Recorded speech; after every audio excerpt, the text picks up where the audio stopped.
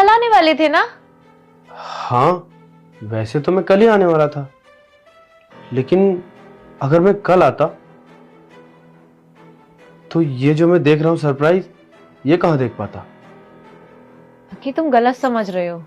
रहने दो प्रांसी, मुझे सब कुछ साफ साफ अपनी आंखों से दिखाई दे रहा है। और अगर तुम्हें यही सब करना था तो तुमने मुझसे शादी क्यों की थी? और अब मुझे समझ में आ रहा है कि मैं दुबई में रहता था और तुम यहां अकेली खुश क्यों रहती थी। प्रांशी, आखिर मैंने कौन सी कमी छोड़ी थी?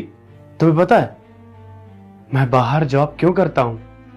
6-6 महीने तक घर नहीं आता हूं, सिर्फ और सिर्फ तुम्हारे लिए, ताकि मैं तुम्हारी ख्वाहिशें पूरी कर सकूं, तुम्हें वो हर एक शानो शौकत और आराम दे सकूं अपने घर में। लेकिन तुम मेरे पीठ पीछे और मेरे ही घर में अपने एक्स को बुला के यहां पर रंगरलियां मना रही हो। मैंने कभी नहीं सोचा था। मुझे लगता था कि तुम सिर्फ मुझसे प्यार करती हो, मेरा केयर करती हो, लेकिन आज सब कुछ समझ में आ रहा है मुझे कि तुम फोन पर कितने बहाने बताती थी। कभी जॉब कर रही हो, कभी इंटरव्यू देने जा रही हूं, कभी ये कभी वो। मतलब तुम यहां अकेले खुश थी, और आज एक दिन पहले घर आकर मैं तुम्हें सरप्राइज देना चाहता था, उल्टा मुझे ही सरप्राइज मिल गया। बस तुम्हारा हो चुका, जो तुम्हारे मन में था तुमने मुझे बोल लिया, मिल गई शांति तुम्हें।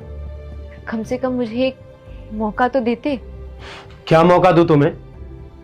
आज जब तुम पकड़ी गई हो तो तुम ये मगरमच्छ के आंसू दिखा रही हो मुझे। इमोशनल ब्लैकमेल, वुमेन कार्ड, मत खेलो मेरे से प्रांशी, बहुत हो गया तुम्हारा। सब कुछ मैं समझ चुका हूं अब तुम्हारे बारे में, तुम्हें कुछ समझाने की जरूरत नहीं है मुझे। और अगर तुम मुझसे नहीं करती थी प्यार तो क्यों शादी की? मेरी जिंदगी क्यों बर्बाद की?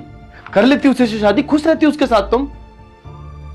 वैसे तुम्हें ज्यादा सोचने की जरूरत नहीं है, ये मेरी आखिरी टिकट थी वापस आने की। अब मैं यहां कभी नहीं आऊंगा, दुबई में ही खुश रहूंगा। अक्की, तुम ही बोलते हो कि किसी को एक मौका देना चाहिए अपनी बात रखने का। आज तुमने कितना मौका दिया मुझे मेरी बात रखने का? सिर्फ तुम बोल रहे हो और मैं सुन रही हूं। इतनी देर में मैंने कितनी कोशिश करी तुमसे बात करने की, क्या तुमने मेरी एक भी सुनी? तुमने मेरे कैरेक्टर